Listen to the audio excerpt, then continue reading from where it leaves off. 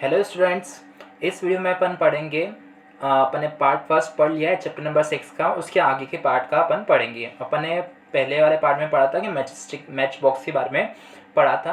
अब अपन देखेंगे कि उसकी हिस्ट्री क्या है, क्या लिखा है। अपन को यहाँ से कंटिन्यू करना है इस बॉक्स से।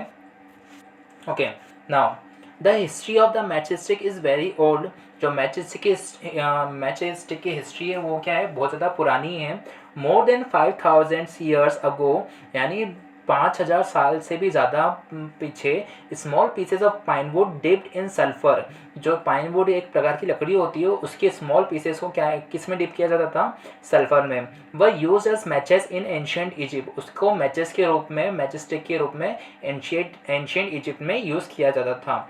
The modern safety match was developed only about 200 years ago, लेकिन जो आज की जो मैच स्टिक है उसको डेवलप हुए सिर्फ 200 साल ही हुए हैं। Okay, a mixture of antimony trisulphide, किस किस का मिक्सचर, ट्राइसल्फाइड का mixture, potassium chlorate and white phosphorus, इन तीनों के मिक्सचर के साथ थोड़ा सा ग्लू लगा देते थे। And starch were applied on the head of the match made of suitable would. Okay ना, इन तीनों का मिक्सचर करके और थोड़ा सा ग्लू यूज़ करके और उनके टॉप पे स्टार्च लगाते थे। पुराने ज़माने में उसको मैच स्टिक के रूप में यूज़ किया जाता था। When struck against a rough surface, जब उसको रफ सरफेस पर स्ट्रक किया जाता था, white phosphorus got ignited due to the heat of friction. तो वाइट फॉस्फोरस किस में कन्वर्ट होता था, इग्नाइट हो जाता था क्योंकि उसका फ्रिक्शन बनता था। This started the combustion of the match, इसी वजह से क्या होता था, मैच स्टिक में क्या था, कंबशन होता था। However white phosphorus prove to be dangerous, लेकिन जो वाइट फॉस्फोरस था वो बहुत ज़्यादा डेंजरस था। किसके लिए डेंजरस था, वर्कर्स के लिए भी डेंजरस था, और जो ये मैच स्टिक बनाते थे उनके लिए भी क्या था, बहुत ज़्यादा डेंजरस था, और जो उसको यूज़ कर रहे हैं उनके लिए भी बहुत ज़्यादा क्या था, डेंजरस था। दिस डेज, आज की डेज में क्या होता है, this days the head the safety match है ना, आज जो अपन आज की ज़िंदगी जी रहे हैं उसमें जो क्या है, मैच का जो हेड होता है ना, contents only trisulphide and potassium chloride, उसमें सिर्फ ट्राइसल्फाइड और पोटेशियम क्लोराइड का ही मिक्सचर कंटेंट होता है। The rubbing surface is powder glass, जो रब की सरफेस होती है उसको पाउडर ग्लास की रहती है, उसमें थोड़ी सी लिटिल अमाउंट का क्या मिला देते हैं, रेड फॉस्फोरस मिला देते हैं, which is much less dangerous. तो वो क्या था, as compare to white phosphorus के कंपेरिजन में रेड फॉस्फोरस क्या रहता है, कम डेंजरस रहता है। When the match is struck against the rubbing surface, और जब अपन मैच स्टिक को स्ट्रक करते हैं रबिंग सरफेस पे, some red phosphorus get convert into white phosphorus, तो थोड़ा बहुत रेड फॉस्फोरस किस में कन्वर्ट हो जाता है, वाइट फॉस्फोरस में कन्वर्ट हो जाता है।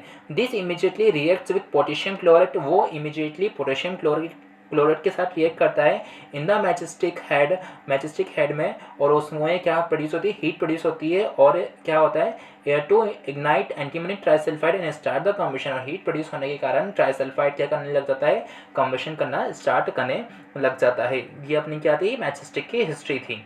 आगे देखते हैं क्या लिखा है। आगे इस पैराग्राफ में अपन देखेंगे, इन दिस पैराग्राफ क्या लिखा है।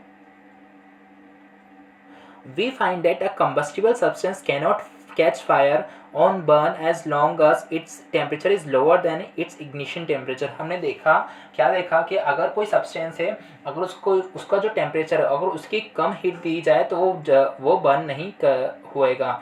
ठीक है, have you ever seen cooking oil catching fire when a frying pan is kept for a long on a burning stove. क्या तुमने कभी देखा है कि अगर स्टोव पे अपन कोई फ्राइंग पैन पे थोड़ा सा ऑयल गर्म करने को कंटिन्यूस गर्म करे तो कुछ समय बाद वो ऑयल क्या लग जाएगी, आग लग जाएगी। ठीक है, kerosene oil and would do not catch fire on their own at room temperature, लेकिन अगर केरोसिन ऑयल और वुड को ऐसे ही अपन छोड़ देंगे तो वो फायर कैच नहीं करेंगे।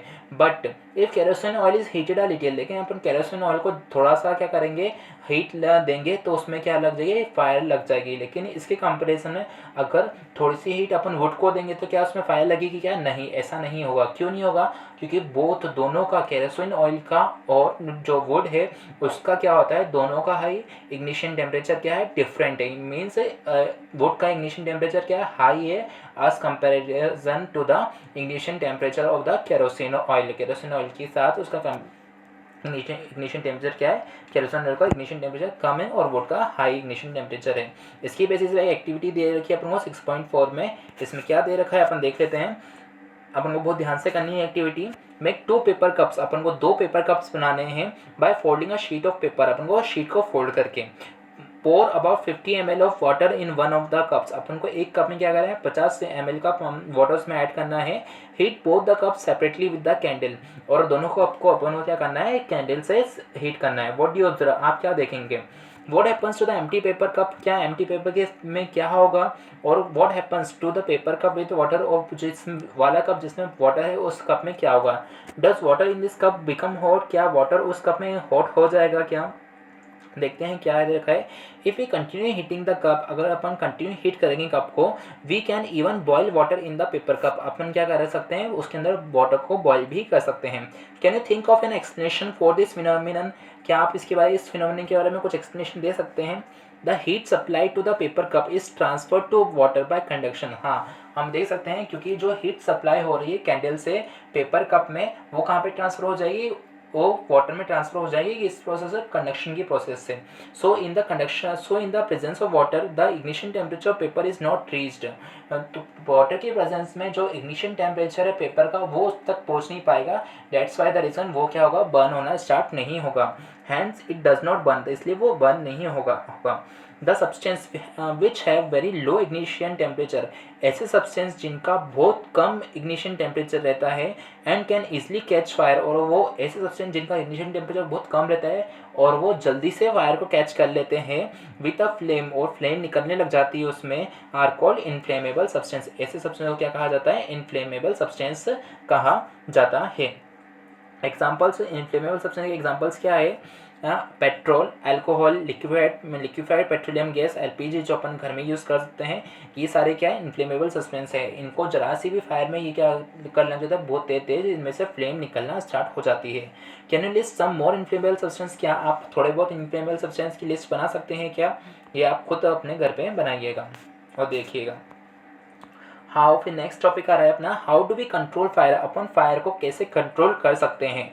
यू मस्ट हैव सीन और heard of fire breaking out in homes, shops और फैक्ट्रीज, आप लोगों ने देखा होगा और सुना भी होगा, न्यूज़पेपर में पढ़ा भी होगा कि आए दिन कहीं कहीं फैक्ट्रीज में आग लग जाती है, शॉप्स में आग लग जाती है।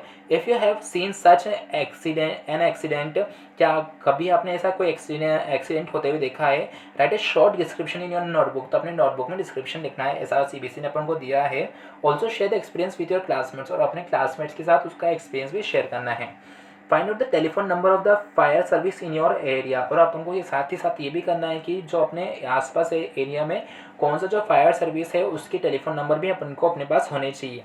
If a fire breaks out in your house और in your neighbourhood, the first thing to do is to call the fire service, अगर अपने हाउस में या पास वाले हाउस में नेबर में या आसपास कहीं भी आग लगती है तो सबसे पहले अपन को क्या करना चाहिए, सबसे पहले अपन को फायर सर्विस पे ही कॉल करना चाहिए। It is important that all of us know the telephone numbers of the fire service, ये क्या बोल रही है कि सबके पास फायर सर्विस के क्या होना चाहिए नंबर होने ही चाहिए। ओके आगे यह दे रखा है, देखो ये फायर ब्रिगेड से क्या कर रहा है, एक हाउस में आग लगी और फायर ब्रिगेड उसको बुझा रही है, ठीक है ये फिगर में दे रखा है।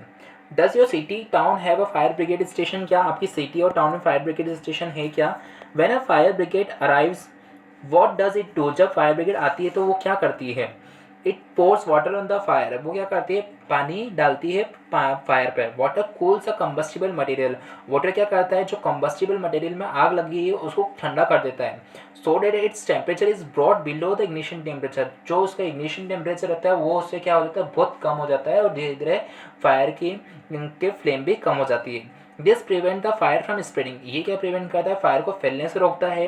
Water vapours also surround the combustible material help in cutting off the supply of air so the fire is extinguish, और जो वाटर वेपर एयर में रहते हैं वो क्या करते हैं उसको एयर को फायर तक पहुँचाने के में कम हेल्प करते हैं, उसको पहुँचाने नहीं देते, ब्लॉक कर देते हैं वो एयर को, फायर और एयर के बीच में जो कॉन्टेक्ट रहता है उसको ब्लॉक कर देते हैं, जिसके कारण से फायर धीरे धीरे क्या हो जाती है एक्सटिंग्विश हो जाती है।